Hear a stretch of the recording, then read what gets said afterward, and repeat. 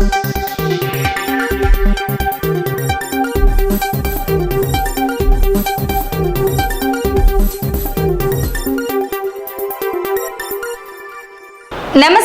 ಈ ನ್ಯೂಸ್ ಟಿವಿಯ ಸ್ಪೀಡ್ ನ್ಯೂಸ್ಗೆ ಸ್ವಾಗತ. ದೇಶ, ರಾಜ್ಯ ಹಾಗೂ ಸ್ಥಳೀಯ ವಿದ್ಯಮಾನಗಳ ಪಟಾಪಟ್ ಸುದ್ದಿ. ಪಹಲ್ಗಾಮ್ ಉಗ್ರ ದಾಳಿಯ ಬಳಿಕ ಯಾವುದೇ ಕ್ಷಣದಲ್ಲೂ ತಕ್ಕ ಪ್ರತ್ಯುತ್ತರ ನೀಡಲು ಭಾರತೀಯ ಸೇನೆ ಆಪರೇಷನ್ ಸಿಂಧೂರ್ 2.0 ಕಾರ್ಯಾಚರಣೆಗೆ ಸಂಪೂರ್ಣ ಸಜ್ಜಾಗಿದೆ ಎಂದು ಸೇನಾ ಮುಖ್ಯಸ್ಥ ಜನರಲ್ ಉಪೇಂದ್ರ ದ್ವಿವೇದಿ ತಿಳಿಸಿದ್ದಾರೆ. ಭಾರತೀಯ ಸೇನೆಯು ಯಾವುದೇ ಕ್ಷಣದಲ್ಲೂ ಎದುರಾಳಿಗೆ ತಕ್ಕ ಪ್ರತ್ಯುತ್ತರ ನೀಡಲು ಆಪರೇಷನ್ ಸಿಂಧೂರ್ 2.0 ಕಾರ್ಯಾಚರಣೆಗೆ ಸಂಪೂರ್ಣ ಸಜ್ಜಾಗಿದೆ ಅಂತ ಸೇನಾ ಮುಖ್ಯಸ್ಥ ಜನರಲ್ ಉಪೇಂದ್ರ ದ್ವಿವೇದಿ ಶನಿವಾರ ಹೇಳಿದ್ದಾರೆ. ಪಹಲ್ಗಾಮ್ ಭಯೋತ್ಪಾದಕರ ದಾಳಿಯ ನಂತರ ಪಾಕಿಸ್ತಾನದ ಕುತಂತ್ರಗಳ ವಿರುದ್ಧ ಭಾರತೀಯ ಸೇನೆ ತಳೆದಿದ್ದ ಕಠಿಣ ನಿಲುವಿನಲ್ಲಿ ಯಾವುದೇ ಬದಲಾವಣೆ ಇಲ್ಲ ಅಂತ ಅವರು ಸ್ಪಷ್ಟಪಡಿಸಿದ್ದಾರೆ. ನೂತನ ಸಿಎಂ ಆಯ್ಕೆ ಚರ್ಚೆಯ ನಡುವೆಯೇ ಕೆಪಿಸಿಸಿ ಅಧ್ಯಕ್ಷ ಸ್ಥಾನಕ್ಕೆ ಹೊಸ ಹೆಸರೊಂದು ಮುನ್ನೆಲೆಗೆ ಬಂದಿದ್ದು, ಕಾಂಗ್ರೆಸ್ ಪಾಳೆಯದಲ್ಲಿ ರಾಜಕೀಯ ಚಟುವಟಿಕೆಗಳು ಗರಿಗೆದರಿವೆ.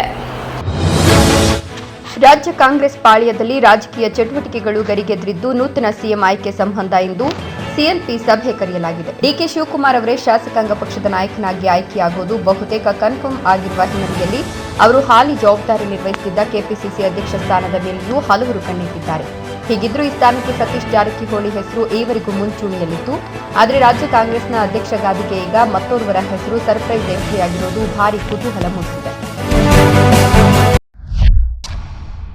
ಉತ್ತರ ಕನ್ನಡ ಜಿಲ್ಲೆಯ ಅಂಕೋಲಾ ತಾಲೂಕಿನ ರಾಷ್ಟ್ರೀಯ ಹೆದ್ದಾರಿಯಲ್ಲಿ ಖಾಸಗಿ ಲಕ್ಸುರಿ ಬಸ್ ಪಲ್ಟಿಯಾಗಿ ಓರ್ವ ಪ್ರಯಾಣಿಕ ಸಾವನ್ನಪ್ಪಿದ್ದು 21ಕ್ಕೂ ಹೆಚ್ಚು ಮಂದಿ ಗಾಯಗೊಂಡಿದ್ದಾರೆ.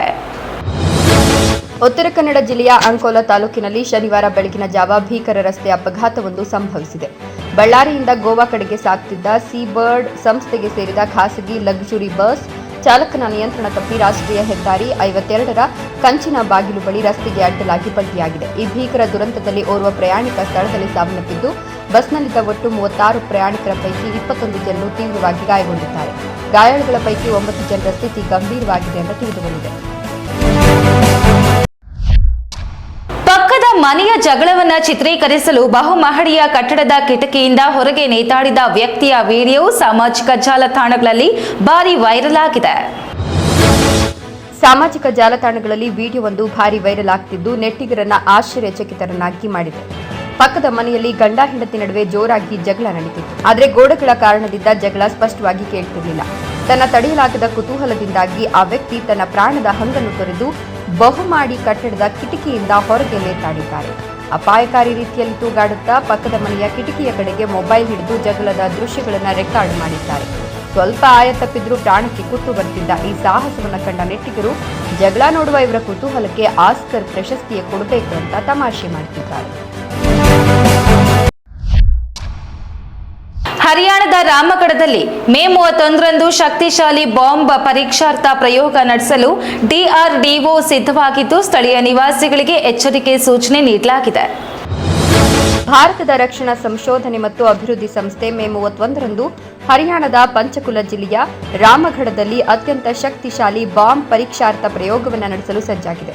ಈ ಹಿನ್ನೆಲೆಯಲ್ಲಿ ಮುನ್ನೆಚ್ಚರಿಕಾ ಕ್ರಮವಾಗಿ ಸುತ್ತಮುತ್ತಲಿನ ಹಳ್ಳಿಗಳ ನಿವಾಸಿಗಳಿಗೆ ಪರೀಕ್ಷಾ ಅವಧಿಯಲ್ಲಿ ಮನೆಯೊಳಗೆ ಇರುವಂತೆ ಸ್ಥಳೀಯ ಆಡಳಿತ ಕಟ್ಟುನಿಟ್ಟಿನ ಸೂಚನೆ ನೀಡಿದೆ. ಮಹಾರಾಷ್ಟ್ರದ ಪರ್ವಾನಿ ಜಿಲ್ಲೆಯಲ್ಲಿ ಖಾಸಗಿ ಬಸ್ ಬೈಕ್ಗೆ ಡಿಕ್ಕಿ ಹೊಡೆದ ಪರಿಣಾಮ 4 ಯುವಕರು ಸ್ಥಳದಲ್ಲೇ ಮೃತಪಟ್ಟಿದ್ದಾರೆ. ಮಹಾರಾಷ್ಟ್ರದ ಪರ್ಬಾನಿ ಜಿಲ್ಲೆಯ ಮನ್ವತ್ ಪಟ್ಟಣದ ಬಳಿ ಶುಕ್ರವಾರ ರಾತ್ರಿ ಪರ್ಬಾನಿಯಿಂದ ಪುಣೆಗೆ ಹೋಗುತ್ತಿದ್ದ ಖಾಸಗಿ ಬಸ್ ಬೈಕ್ಗೆ ಡಿಕ್ಕಿ ಹೊಡೆದ ಪರಿಣಾಮ 4 ಯುವಕರು ಸಾವನ್ನಪ್ಪಿದ್ದಾರೆ. ಅಪಘಾತದ ತೀವ್ರತೆಗೆ 4 ಸವಾರರು ಸ್ಥಳದಲ್ಲಿ ಸಾವನ್ನಪ್ಪಿದ್ದು, ಮೋಟಾರ್ ಸೈಕಲ್ ಸಂಪೂರ್ಣವಾಗಿ ನಜ್ಜುಗುಜ್ಜಾಗಿದೆ. ಪರ್ಬಾನಿ ಪತ್ರಿ ಹೆದ್ದಾರಿಯಲ್ಲಿ ರಾಹುಲ್ ಗಿನ್ನಿಂಗ್ ಬಳಿಯ ಅಂದರ್ವಾರ್ಡ್ ಮಾರುತಿ ದೇವಸ್ಥಾನದ ಪ್ರದೇಶದ ಬಳಿ ಈ ಅಪಘಾತ ಸಂಭವಿಸಿದೆ. ಪ್ರಾಥಮಿಕ ಮಾಹಿತಿಯ ಪ್ರಕಾರ ಖಾಸಗಿ ಬಸ್ ಪುಣೆ ಕಡೆಗೆ ಪ್ರಯಾಣಿಸುತ್ತಿದ್ದಾಗ ಎದುರುಗಡೆಯಿಂದ ಬರ್ತಿದ್ದ ಬೈಕ್ಗೆ ಡಿಕ್ಕಿ ಹೊಡೆದಿದೆ ಅಂತ ಹೇಳಲಾಗಿದೆ. ಪೋರ್ಟರ್ ಅಂಕಲ್ ಸೇರಿದಂತೆ ವಿವಿಧ ಅಗ್ರಿಗೇಟರ್ ಆಪ್ಗಳ ಹಾವಳಿಯಿಂದ ಬೆಂಗಳೂರಿನ ಖಾಸಗಿ ಗೂಡ್ಸ್ ವಾಹನ ಚಾಲಕರು ತೀವ್ರ ಆರ್ಥಿಕ ಸಂಕಷ್ಟ ಎದುರಿಸುತ್ತಿದ್ದಾರೆ. ಬೆಂಗಳೂರು ನಗರದಲ್ಲಿ ಪೋರ್ಟರ್ ಅಂಕಲ್ ಸೇರಿದಂತೆ ವಿವಿಧ ಅಗ್ರಿಗೇಟರ್ ಆಪ್ಗಳ ಹಾವಳಿ ದಿನೇ ದಿನೇ ಹೆಚ್ಚಾಗ್ತಿದ್ದು, ಖಾಸಗಿ ಗೂಡ್ಸ್ ವಾಹನ ಚಾಲಕರು ತೀವ್ರ ಸಂಕಷ್ಟಕ್ಕೆ ಸಿಲುಕಿದ್ದಾರೆ. ಸದ್ಯ ಚಾಲಕರಿಗೆ ಸ್ಟಿಕ್ಕರ್ ಹಾಕಿದ್ರೂ ಕಷ್ಟ, ಹಾಕದೇ ಇದ್ರೂ ಕಷ್ಟ ಎಂಬ ಸಂದಿಗ್ಧ ಪರಿಸ್ಥಿತಿ ಎದುರಾಗಿದೆ.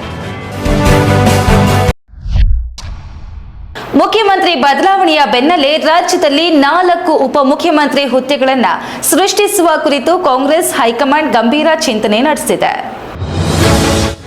ಕರ್ನಾಟಕ ಕಾಂಗ್ರೆಸ್ನಲ್ಲಿ ಮುಖ್ಯಮಂತ್ರಿ ಬದಲಾವಣೆಯ ಬೆನ್ನಲ್ಲೇ ಇದೀಗ ನೂತನ ಸಚಿವ ಸಂಪುಟ ರಚನೆ ಹಾಗೂ ಉಪಮುಖ್ಯಮಂತ್ರಿ ಹುದ್ದೆಗಳ ಸೃಷ್ಟಿಯ ವಿಚಾರ ಹೈಕಮಾಂಡ್ಗೆ ದೊಡ್ಡ ತಲೆನೋವಾಗಿ ಪರಿಣಮಿಸಿದೆ ಎಂಬುದು ತಿಳಿದುಬಂದಿದೆ.